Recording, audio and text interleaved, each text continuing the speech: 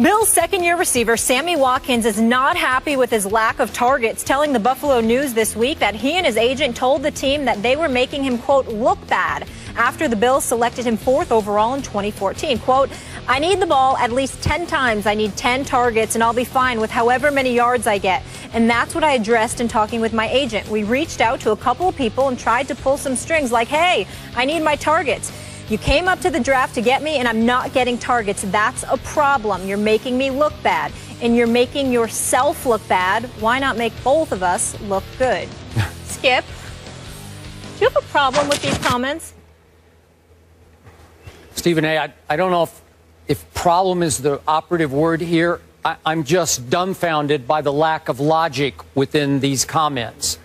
And you know and I know, because we've dealt with so many diva wide receivers in our time together on this show, we've had many of them sit right here at our debate desk, that a lot of this is just typical, predictable diva wide receiver talk from a very talented young man who is a skill position star or emerging star in the National Football League. I get that. But Sammy Watkins has missed the last 2 games with a calf injury, as Molly just said. Why did you pick this time to speak out after you have done nothing to contribute the last 2 games?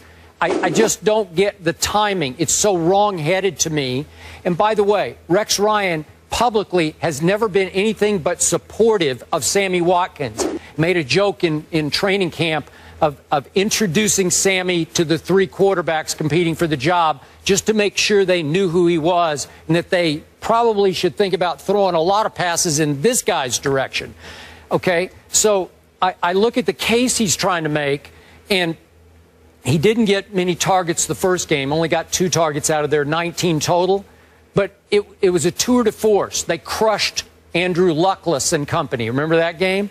And then in the Patriot game that they fell behind in 37-13, he got his most targets of the year. He got 8 targets, so it didn't seem to help a whole lot, even though they made a big comeback late in the game, lost 40-32. And then he only got 2 targets of their 28 in the big blowout of Miami, so he really wasn't needed that much. Those are his 3 games so far. So quickly, I blow through the comments here, and I get it, that his quarterback, if you glance and Sammy Watkins has single coverage, you should throw it to him, because that's what Matt Ryan does with Julio. That's what Eli does with Beckham. That's his point, and I get that, and that's completely fair. He does deserve more targets. But then he says that his teammates, mostly talking, I think, about his quarterback, he says these guys are young and they'll learn to trust me. Sammy Watkins is in his 2nd year in the league. Tyrod Taylor, who's played really well for this team, and I know he has to use his legs as well as his arm. He was sensational late against Tennessee, and I know it's just the Titans, but it was there in Nashville, and he pulled it out and got horse-collared and hurt his knee, so we don't even know if he's going to get to play. But Tyrod Taylor's in his 5th year, so he says these guys are young. So he's in his 5th year. You're in your 2nd year, and you're saying he'll learn. Stop it, Sammy. I mean, what are you doing? And then this is the greatest irony of this whole blast, that he said he's thinking about going to talk to Rex about it and having a man-to-man talk, sitting down, not being a jerk about it and saying, Coach, let's look at the tape here. Let's see. I'm going to show you how many times I was open and the quarterback didn't even look in my direction. And yet, why would you sit down first with the reporter and just blast it all over America and put your coach in an awkward spot with the media having to obviously answer these questions? I assume he's going to have to today. Yeah, that's young. There you go. But why didn't you just go to Rex before you went to this reporter? Who are we talking about here? Of the Buffalo News. Yeah. So good story. Great job by the reporter.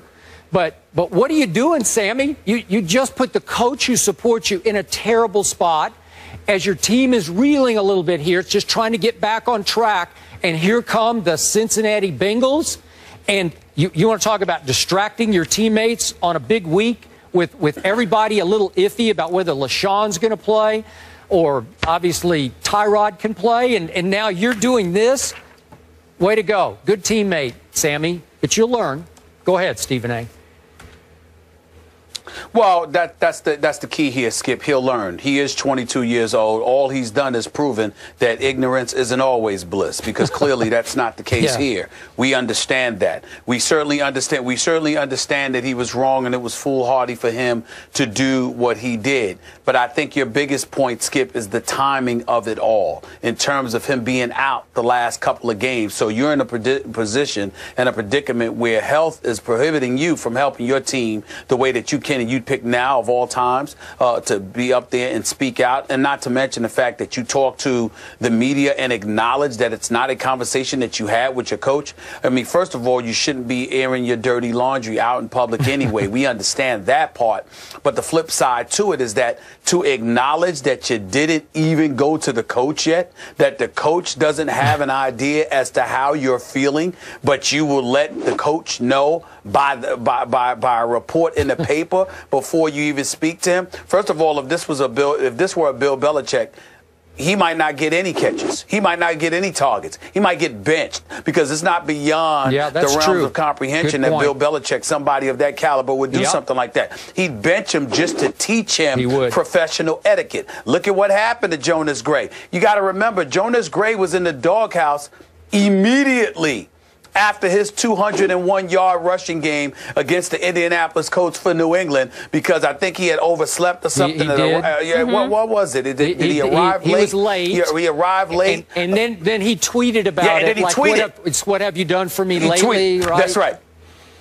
And that was the end of Jonas Gray. That's right. Yeah. And when he did that, when we did that, we haven't seen him since. You understand? He hasn't been relevant since. Is all I'm trying to say. You know, Rex Ryan isn't that kind of a coach. He isn't that kind of a guy. No. But you never know when he could become that kind of a guy if certain lines are crossed. And I think where Sammy really made a mistake with Rex. Say what you want about Rex. We don't think he knows a damn thing about offense. But defensively, he's brilliant. Yep. But the other thing that he gets a lot of kudos about is his player relations, how he relates to players and how players love to play for him. You might hear us lament what he doesn't know about offense, but you never hear anyone lament about the kind of man that Rex Ryan is and how he treats his players. So for Sammy Watkins to come out there and do this, God help him if Rex Ryan determines that it was flagrantly disrespectful. Yep. And now you have a problem with Rex Ryan in terms of player relations, because he's not only going to lose that battle because he's young and only his second year in the league. He's not only going to lose that battle because he's a player and that's the coach. He's going to lose that battle because players at the very least are going to say, you would pick him to do that too? That's correct. Rex Ryan, who we all love, who, if nothing else, shows us all the respect in the world. That's where Sammy Watkins is in trouble. He's not realizing that he came across as flagrantly disrespectful and insubordinate to a coach that doesn't have that experience with players, because players usually love him and swear by him because of his loyalty and treatment towards them. So Sammy Watkins is going to have a problem, and he better hope and pray that Rex Ryan is as cool as he is customarily known for being, because Rex might just brush it off his shoulder, remember that he's 22 years of age, attribute it to youth and all of that stuff, and let it go. But if Rex doesn't let it go and Rex decides to hold a grudge, Sammy Watkins is going to be in a world of trouble because he crossed the line here and he had no business doing what he did. I hear you. I agree with you. But now that we have chastised this very young man, let me also frame this discussion with the fact that I think we both like him a lot as a player. Is that fair to say? Okay. Yes, we do. Okay, I like him a lot. I picked this team to be a wild card team. I do want him to be targeted more. His premise is correct. It's just the avenue through which he chose to express himself is just completely cart before horse. It's out of bounds. It's wrong place, wrong time.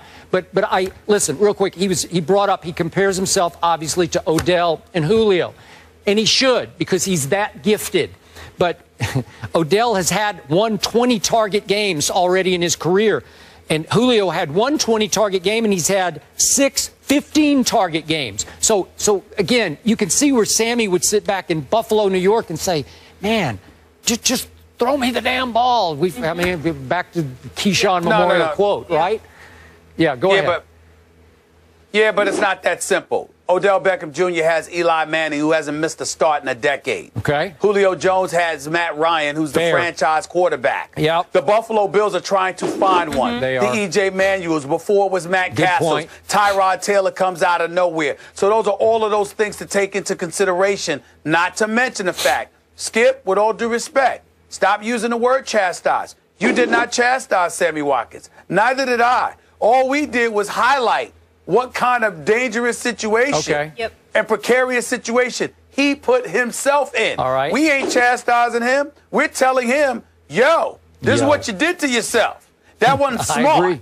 That's all we're doing. Yeah, wake up. He's currently 5th in targets, receptions, and yards behind Charles Clay, Percy Harvin, Robert Woods, and Chris Hogan. I will say this. I got to cover a couple of his games at Clemson, met him at NFL Network. Wow. He's a really nice kid, too, special talent, and I think they'll get it all, there you go. All sorted out. Guys, the Saints responded. Let's hope Rex remembers he's nice. Okay. The Saints responded at First Take, at Stephen A. Smith. Don't want to make an enemy out of y'all. All positive. It's Friday. You do not want to make an enemy out of Stephen A. Smith. No. I know that for sure. No.